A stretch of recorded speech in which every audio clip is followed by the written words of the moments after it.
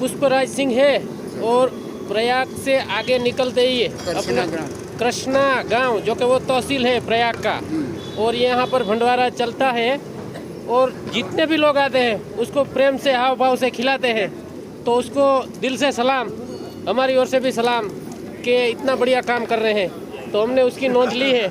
हर हर गंगे।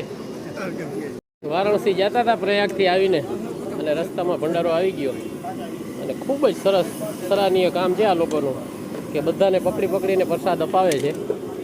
ખૂબ જ સારું નેક કામ છે। જે કરતા હોય એની આપણે કાયમી નોંધ લીધી જ છે અને ખૂબ ધન્યવાદ કે આ પ્રયાગની અંદર આવો મહાકુંભનો મેળો હાલતો હોય અને કેટલું માણસ નીકળે એનો કોઈ નક્કી નહીં, અને આ લોકોને પ્રેમથી પકડી પકડી અને પ્રસાદ લેવડાવે છે।